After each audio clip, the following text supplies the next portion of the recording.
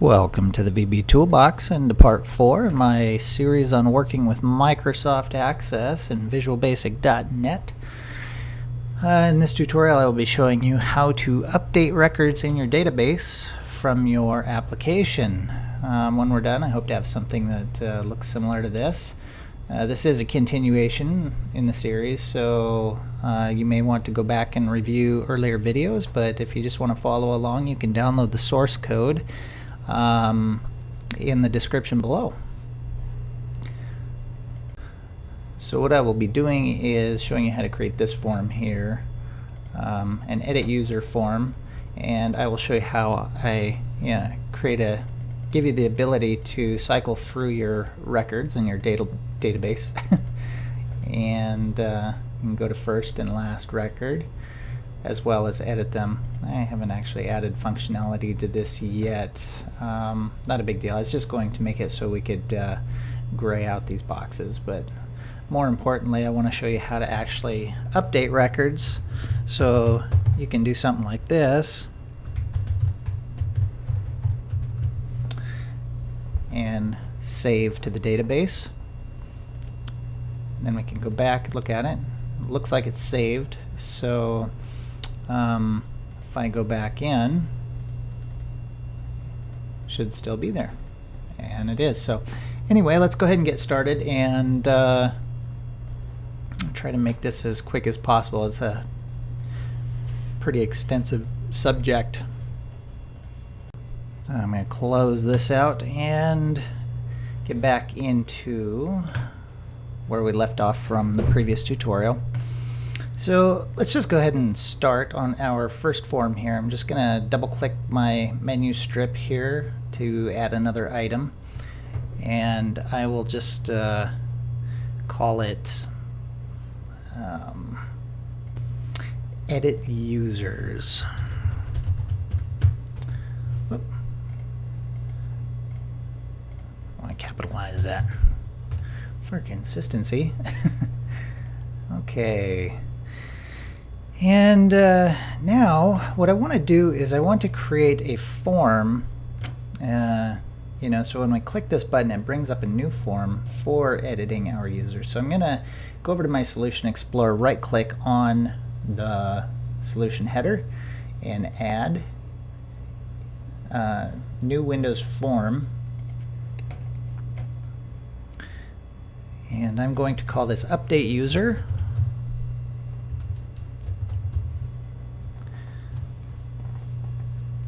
And that gives us a new blank form template to work with. And now we have the fun job of adding a bunch of controls to this to make it work. So I'm going to start with my buttons. I'm just going to add a button here, and I'm going to format it so it looks flat. And then what I'll do is I'll just make multiple copies of this. So with your button selected, go ahead and find the border style. Actually, what is that? Actually, on the button it's flat style. I always forget that. So we want to change that from standard to flat. It gives it sort of this flat look. And I'm just going to put some characters to indicate which direction we're cycling through our records in the text property. So for this one, this will be our first record button, so I'm going to do double back arrows or less than signs. Kind of shrink that up, and now what we can do is we can just right click on that and copy, or Control C and Control V, and we can paste. I want 4 of these buttons at least, and just put them up here. Probably not going to do that edit button since I wasn't even actually using that before. And I'm going to shrink these up just slightly. I'm going to select all of them by holding the Shift key and clicking, and then grab one side. And that will just kind of scale them all the same. Alright. I think I got that pretty well. And we can just change the text property on these. And that's to go back one record. And to advance one record, I'm going to use a greater than sign. And double on that one.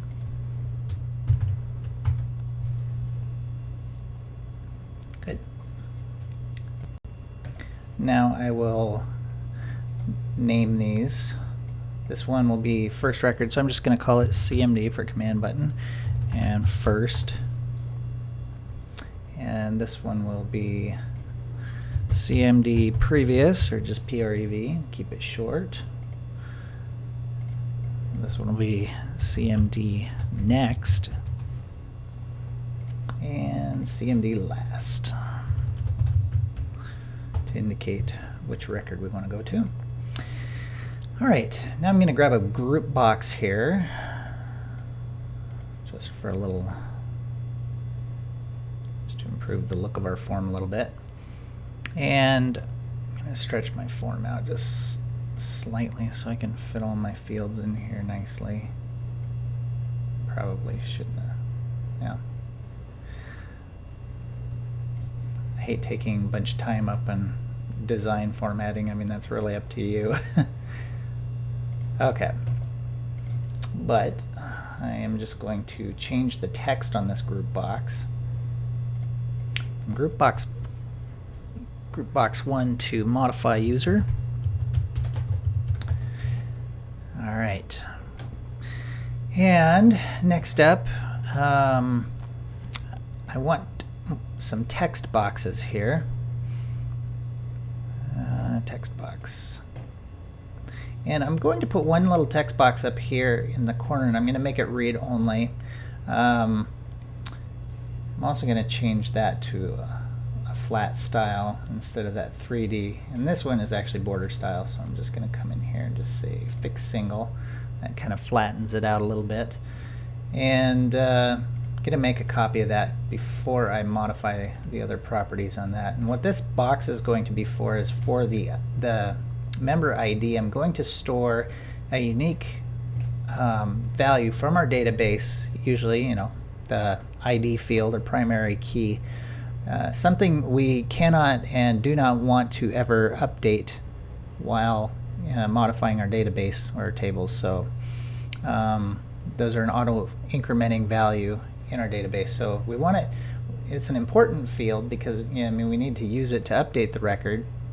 Or it's always a good idea to make sure you get a unique ID there when running your updates for your filter. So we don't want to be able to change that. We don't want the user to be able to change it. So I'm going to set the read-only property to true on that. This field will be for our username. Most applications probably don't allow you to change your username, but ours is going to, so that's up to you. And another one, I'm just going to Control-C, Control-V on these ones. I kind of get the style the way that I want it. Make a few extra copies here. I want one for each field in my database. If we look at our structure here from before, we've got our ID column, username column, password, email, website, and active. And we want to be able to basically update any of the fields in here. I'm going to change one more property on the ID, and I'm just going to change the text alignment to centered. So for, let's see, how many? 1, 2, 3, 4, and a Boolean field here. Boolean field is easily represented by a checkbox, so we'll use that for that field. I need one more form field on here, one more text box.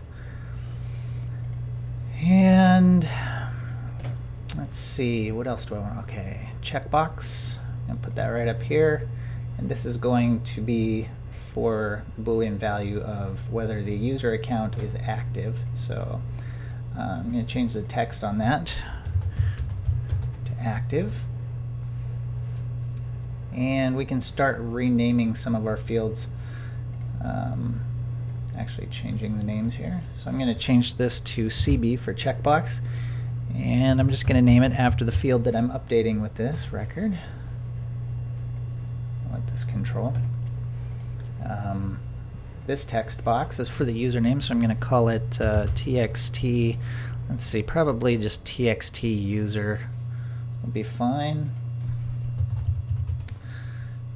And I'll change this one to txt pass for the password. And as we learned before, we want to make sure that that is a hidden field. So we're going to use the system password character, set that property to true. And next up is going to be the email field. So we'll call this txt email. And then txt website. Oops. All right. One thing that I should mention when it comes to your fields and updating your database, it's really important to know, for data validation, which is something I'm really not going to be covering in this tutorial. But you never want the max length on your text boxes or any of the controls that you're using to update your database to be greater than what is actually set for the column in your database.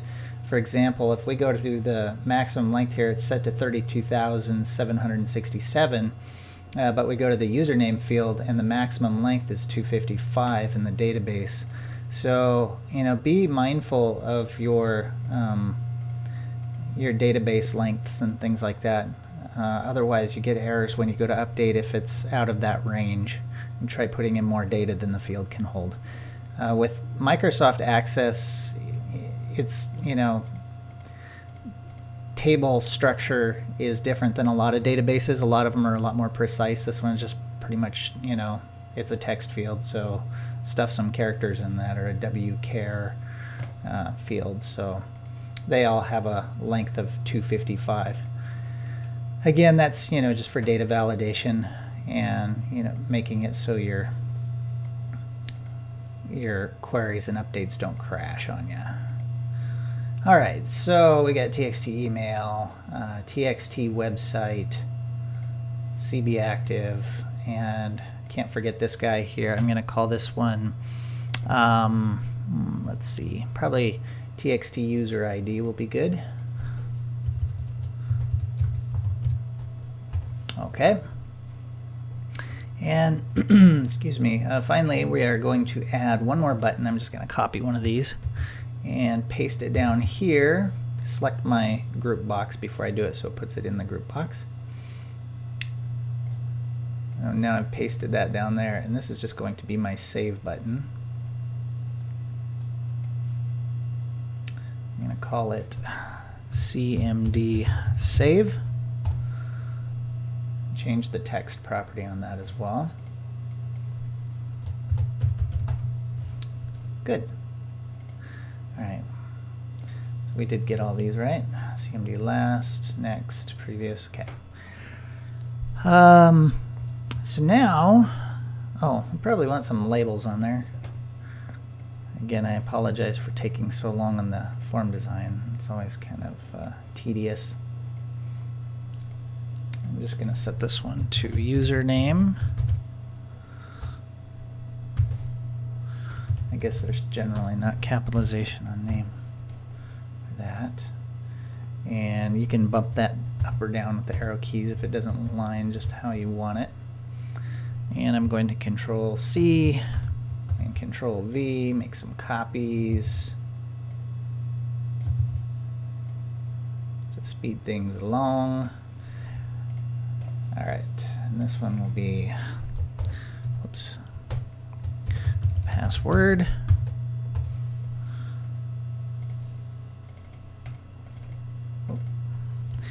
Email. And finally, the website. Great. So we have that.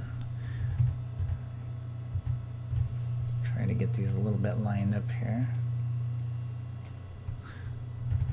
Sorry to be a perfectionist.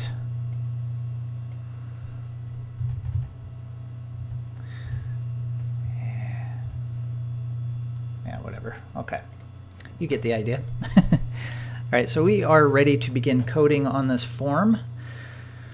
To do this, we can press F7 or double click on the form, and we are ready to roll.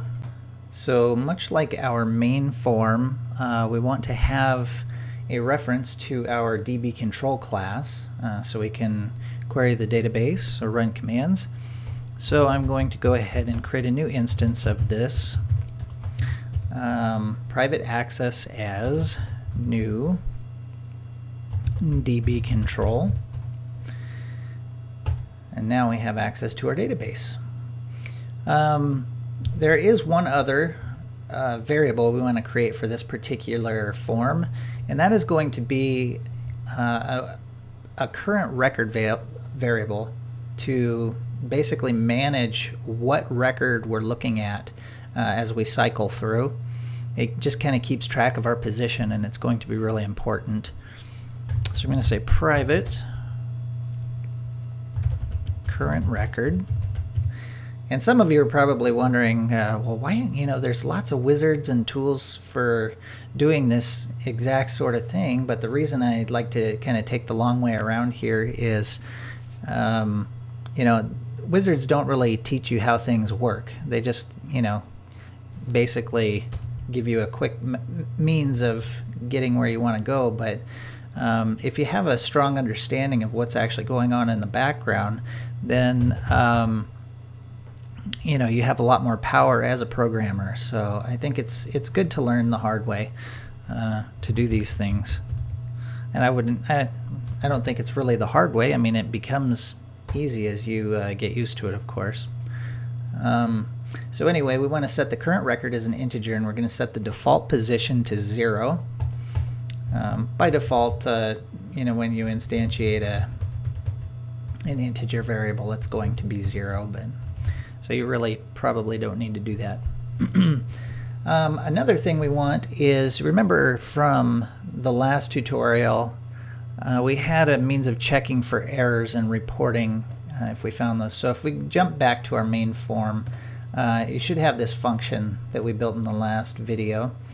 I'm just going to copy that over to this form because that's really useful. So we'll just use this for error checking, error checking, and reporting. Saves us some keystrokes there. Okay.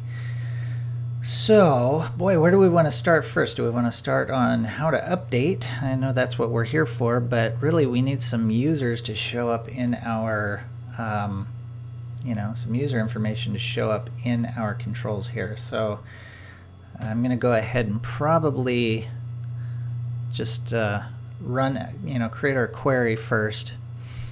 To do this, I'm going to say private sub get users, okay, and this will be our go-to query for refreshing and basically refreshing the data table that's stored in our access control, rather the DB control here. So that data table is important. All right, so this is a very simple query. We're just going to select all user records. So I'm going to say query users to fill the data table. So I'm going to call my access control here, and I'm going to execute a query, and I'm going to just select a star. I want all the information from this table, so I'm going to say from members. All right. And we can, as usual, report and abort on errors. So I'll say if no errors found, and do I want to report? Yes. So I'll say true there. So if no errors equals false, meaning errors are found, we'll say or else. We want one more criteria in here. I want to say if no records were returned. So if errors were found, or if we queried our table and found nothing, then just back out quietly. So I'm going to say access record count is less than 1, then exit the sub. Now, something to keep in mind, because we're setting our error reporting to true here, which we may not want to do, but in this case, just to make sure everything's working, for now we'll just set it to true. But if that's set to true, even if this, if this isn't true, I think that, well, actually maybe it won't report. Now, since that's only on that particular function, never mind. My brain is tired and I'm messing up. So anyway, back out quietly if any errors are found. Otherwise, get the first record. And to do this, we're going to need another sub. So just use that as a placeholder, because we want, we've basically updated our data table. Now we want to check that data table for the first record that is found in there, if all goes according to plan. So we're going to say private sub get record.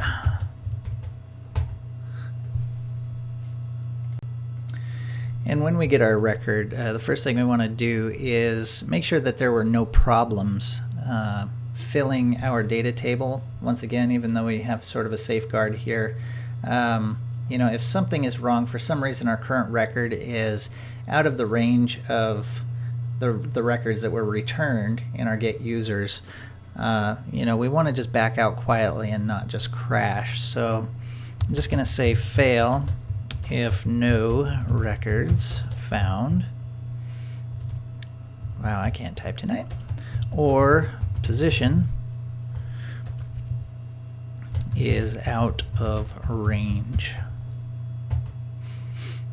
So I'll say if access data table rows count is less than 1, or else, remember, or else says if this first criteria fails, don't even bother checking for the second one. So, or else current record is greater than the number of rows that are in our data table. So we'll say access dot data table dot rows dot count -1, because it is a zero-based array. We want to make sure we subtract 1 from the count when we're checking. Then exit the sub. Okay. So this just checks to make sure that there are in fact members found in this query, and also that our current position is not outside of the number of records found. Otherwise it would crash when we try to draw records from a record set that doesn't exist. So all is well. We're going to return first user found. All right. So here we want to grab the first data row that's found in the data table, so it's easy to access its column information. So we're just going to say dim r as data row, and we want to set that equal to access.datatable.rows, and we want the row at the current record. Okay, so whatever our variable is pointing to, that's the index we are going to be grabbing. Okay.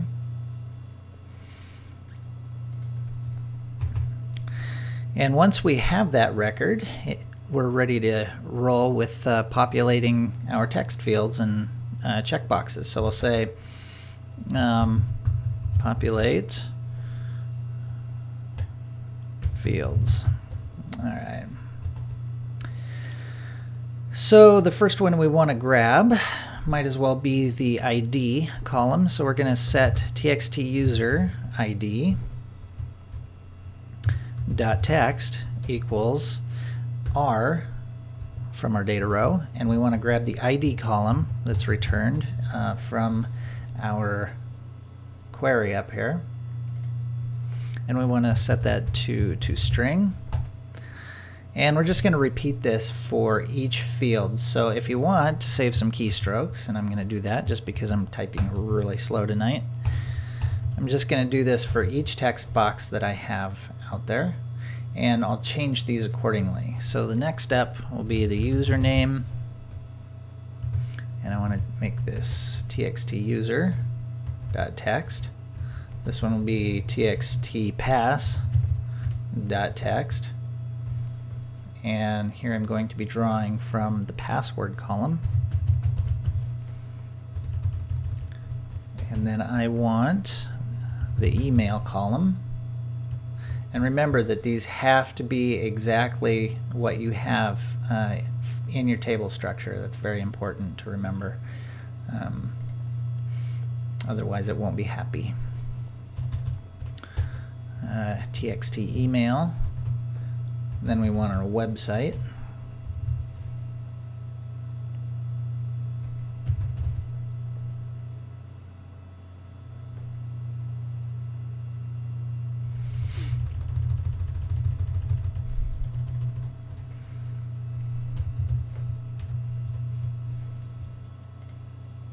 And finally, once we have those columns, we want our checkbox, and this one we're going to have to change up a little bit, so I'm just going to put a little space here to kind of note that it's different than the others.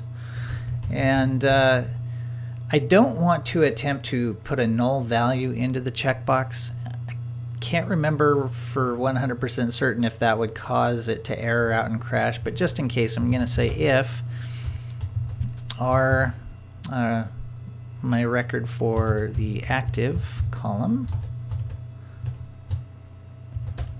is not nothing.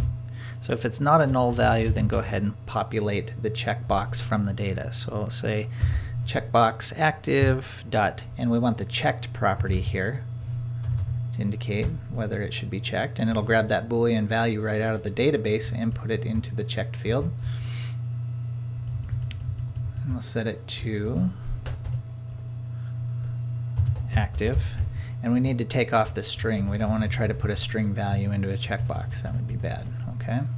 So do you see what's happening there? If it's not null, then grab the checked value or update the checked value on the form to be equal to the active record in the database. So, all right. So now we can come back up here to our get users sub and tell it, if everything checks out, we run the query, got no errors, we got records, then go ahead and grab the first one that we found. So we'll say get record.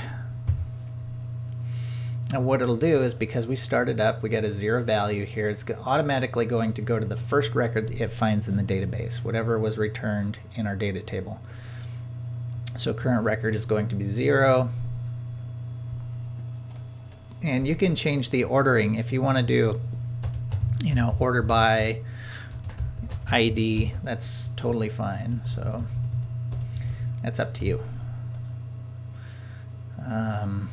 Let's see, what else do we need here? I wonder if we're ready to test this. I'm trying to think.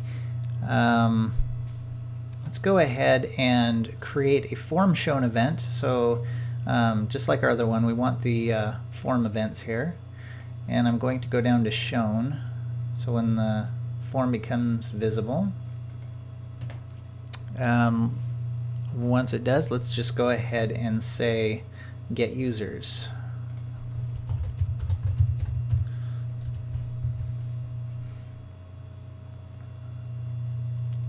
And we will now want to jump back to our main form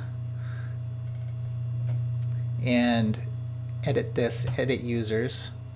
And one thing that we didn't change yet, we have this one set to MSI delete user, so let's check this one. Set it to MSI update users. And once you rename that and double click on it, it will generate a click event in the main form. And this is what we'll use to actually bring up our update user form that we just created and make it execute its events. So we'll say update user dot show. And I'm going to just run that real quick here. Alright, now we have edit users, and that popped up in my other screen. You can set that to pop up center screen if you want, or elsewhere. So sweet, it worked. It grabbed the first one, user ID 1. I don't have any functionality in these buttons yet, but at least we are pulling our database record into our text box, so all is working well there. Now we need to create some logic so we can actually cycle through our records.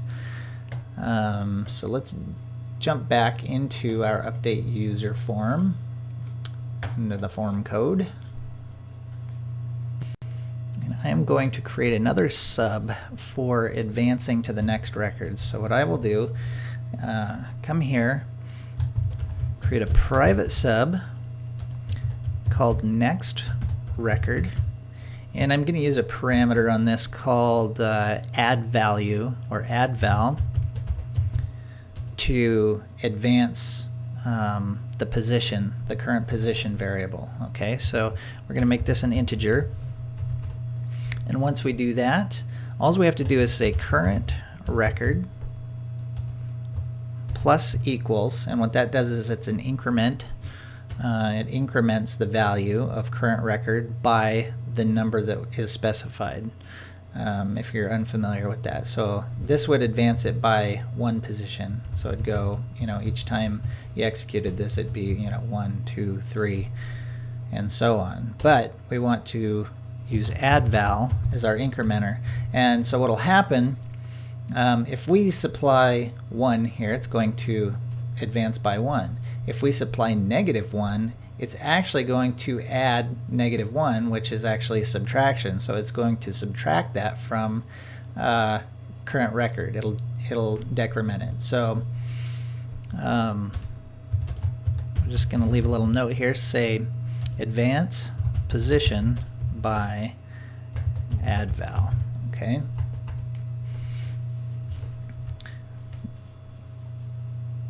Now another nice feature we may want to add is, when we hit the end of our table, or the last user record that is found, instead of just hitting a dead end there and you can't go any farther, what you may want to do is make it so if you click next again, it takes you back to the very beginning, or to the first record. That's completely optional, but I'll show you how to do it. So I'm going to say if current record is greater than access dot data table dot rows dot count -1, don't forget that, otherwise you may end up out of bounds, then current record equals 0. Okay, remember that 0 is always going to be the very first position in our data table, or the array. So since that's our starting position, that'll be the very first record. So it says if our current position goes beyond the count of records, or the last record, then just automatically cycle back to 0, and that loops it back. So I'm going to say loop to first record.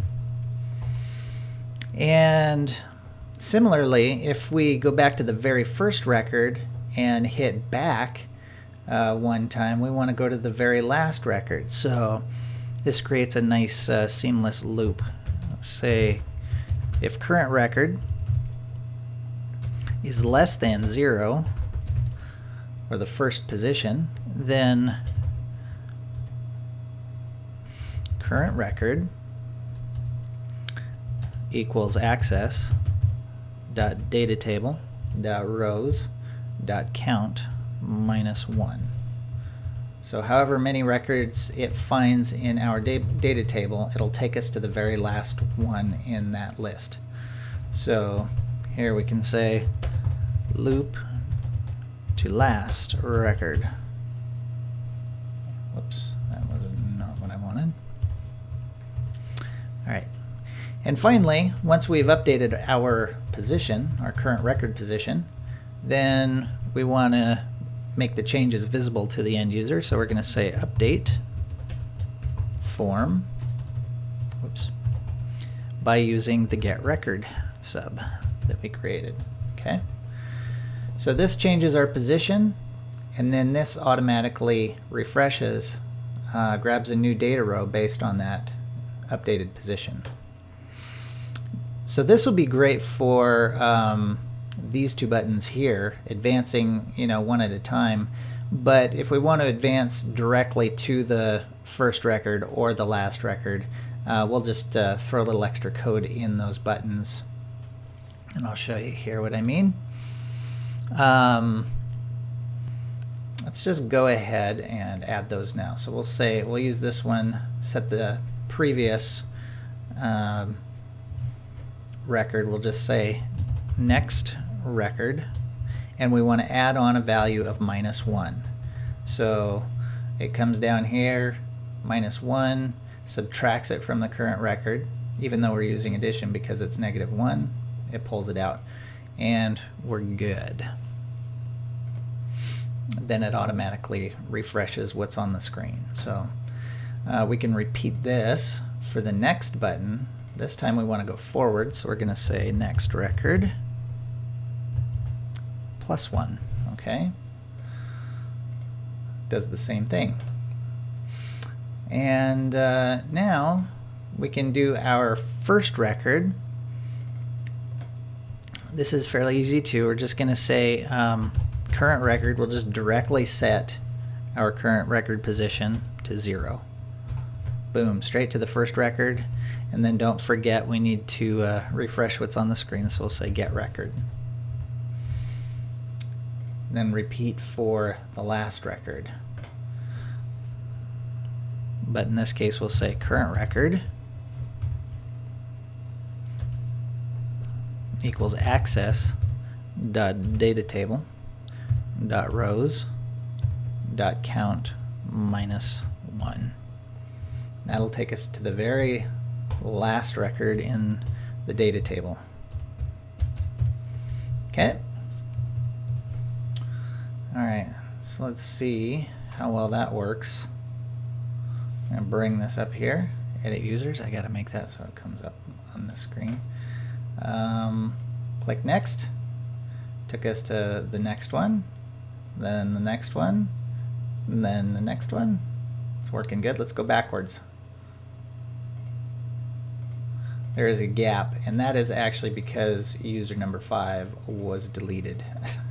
So it's not, because this is an auto-incrementing value, we never actually set this. If you delete a user from the database is still, when you add a new user, it's going to use the next ID position in its seed. So you'll see some of those gaps where those members were deleted in our previous tutorial. So we could advance to the last record. That works. Let's go to the first record. 1, good. Test our cycling. I'm going to back up 1 level. Takes us to the very last record. I can go back down, and it just keeps cycling. Likewise, I can advance to the last record, and it takes me back to the beginning. So that's essentially how you cycle through the records. Alright, I'm going to change one thing on my main form here. I'm going to set the start position on this to be center. Let's see, center screen is good. Alright, Now we need to actually make it so we can change the data, kind of what you came here for, right? So let's start yet another sub here. Whoops, not in the DB control. I want it my update user. And go back up to my subs, and I'm going to add one more here called update record. So I'm going to say private sub update record. Don't need any parameters on this. All right. So the first thing we'll do here is do a safety check. So I'm going to say fail if no user is selected. Okay, and this is pretty easy to check. We'll just say if string dot is null or empty, and the string we're going to look at is the user ID. Since the user ID is going to be our filter when we update our database, we definitely want to make sure that there's something in there so we don't just update every record accidentally and wipe out data. So if that's empty, then just back out of the sub. Don't even try to update the record.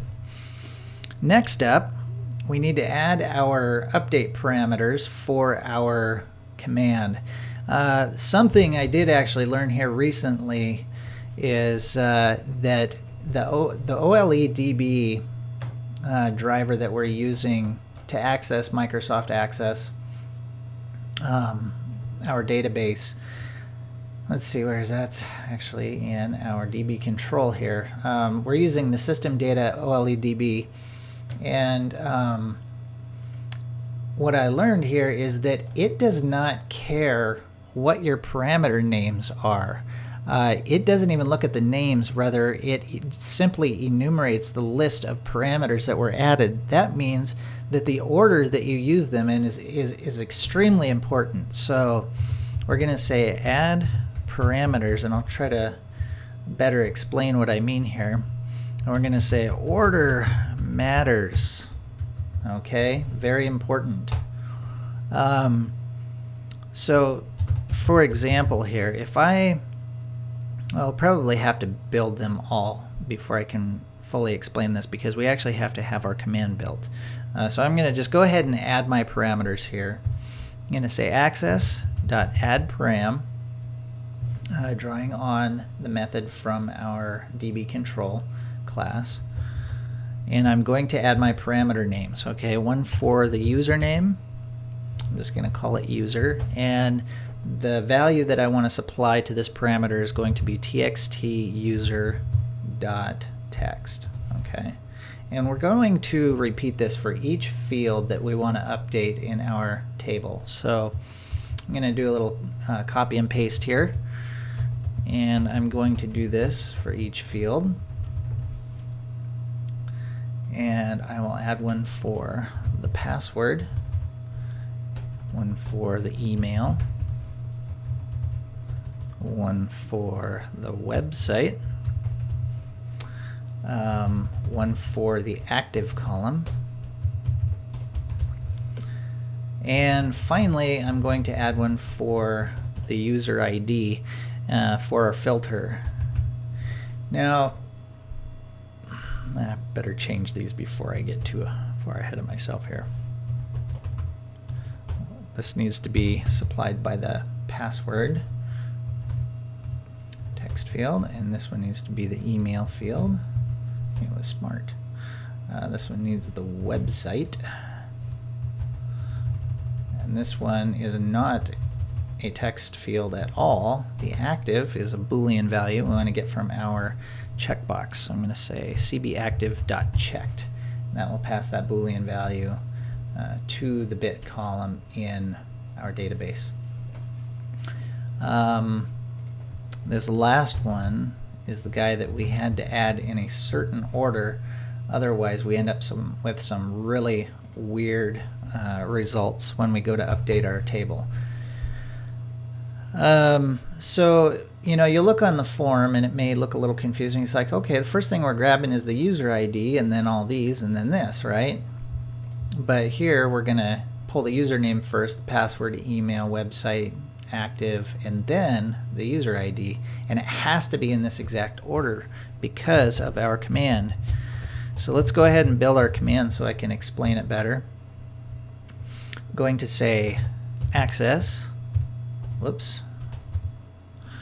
dot execute query.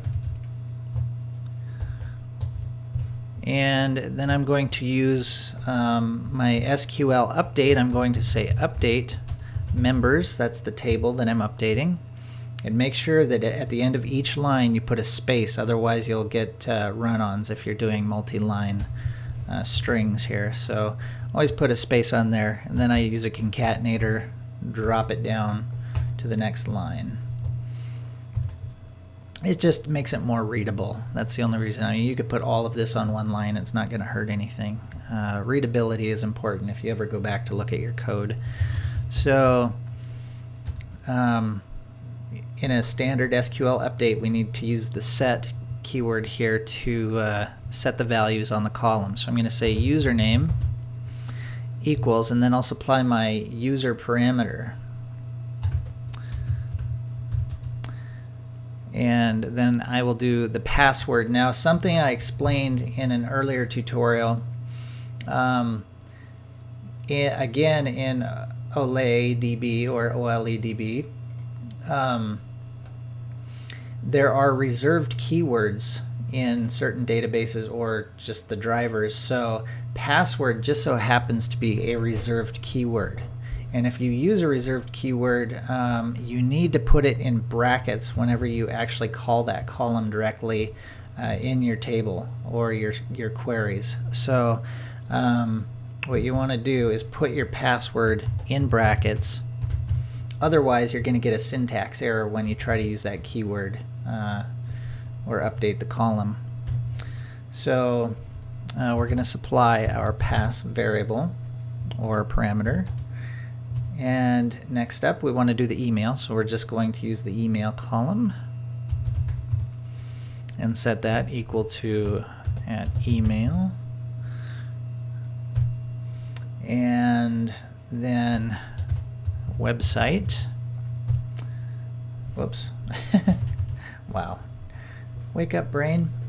Website column equals website. All right.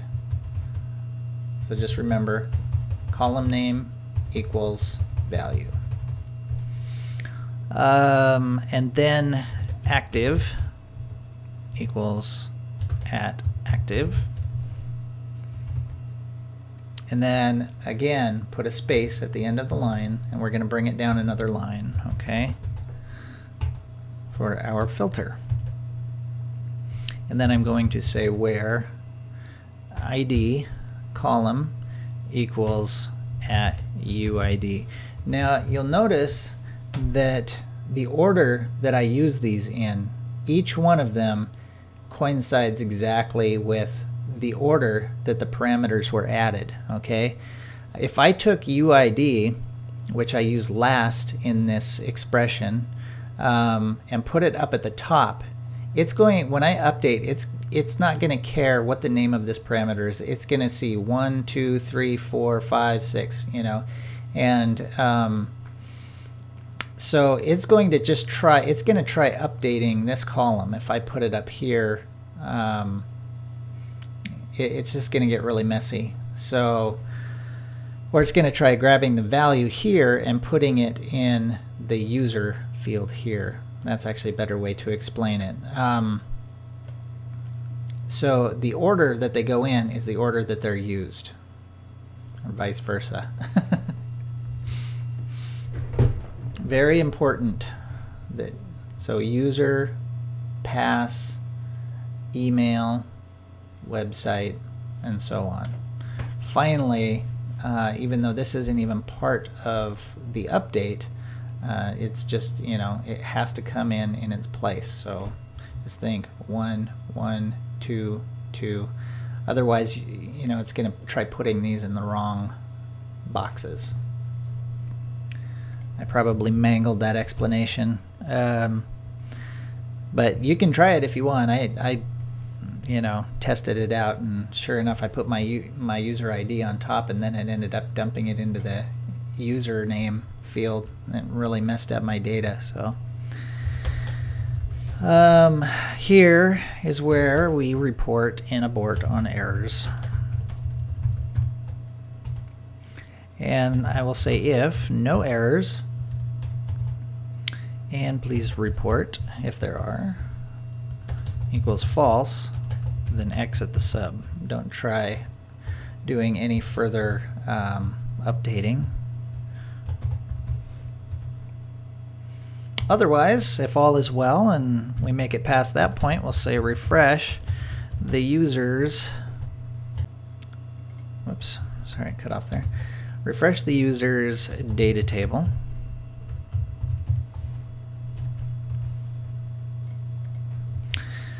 And finally, fetch the current record.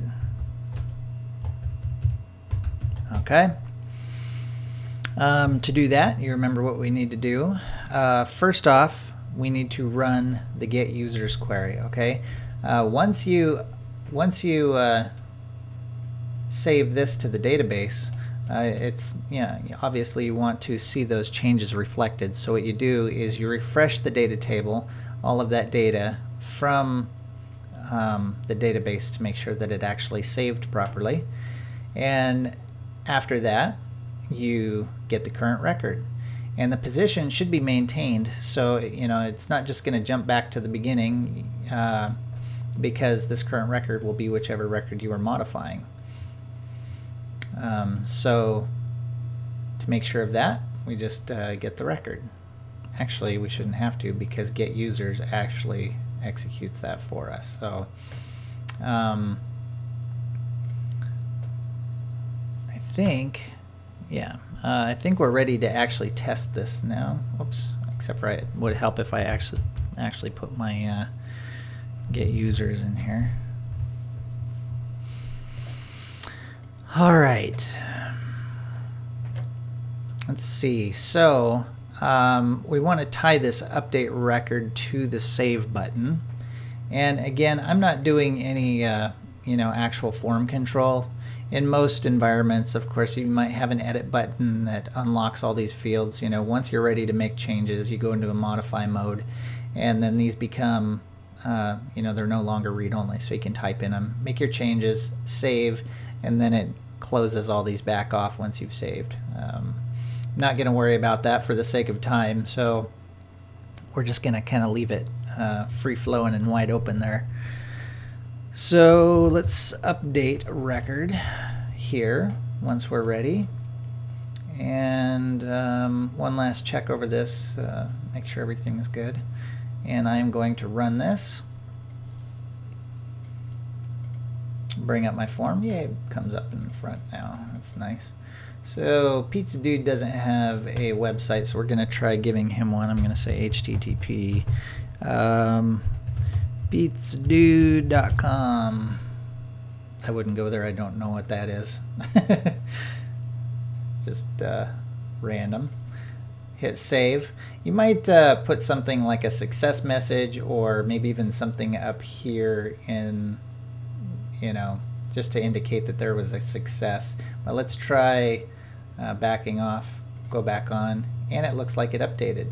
The real test is close out, open the form, and Pizza Dude still has a website, so that looks good. Wow, I think that's it. Looks like we are updating records in the database now. So yeah, let's try it. Let's try this checkbox. Make sure our Boolean's going in there. Pizza Dude is now an active member of our group.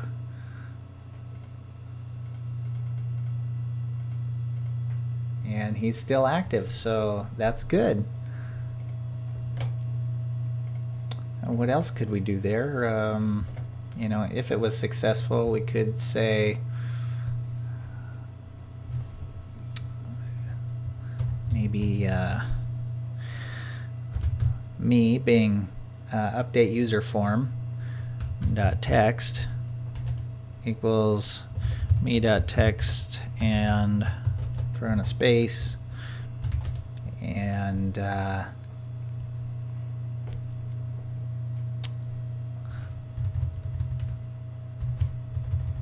put that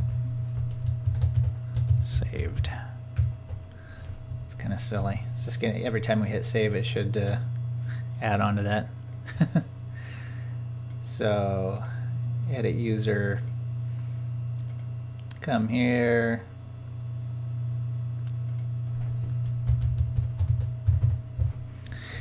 my.coolsite.com, save. Yay, it's saved successfully. Good, good.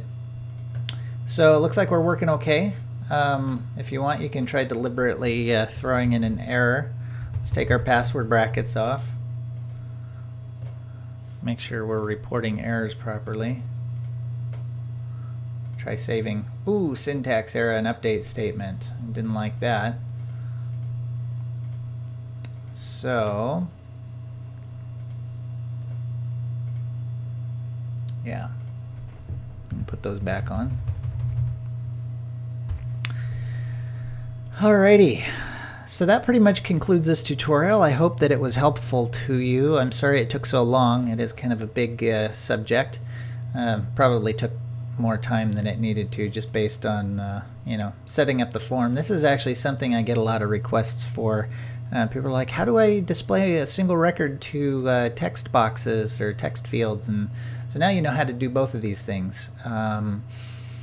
Anyway, I hope this has been useful. Give me a thumbs up or a thumbs down if you didn't like it. Preferably a thumbs up. If you think anybody else will find this useful, feel free to share it. I appreciate all the support for the channel, and I wish you all well on your projects. Take care, everybody. Bye-bye.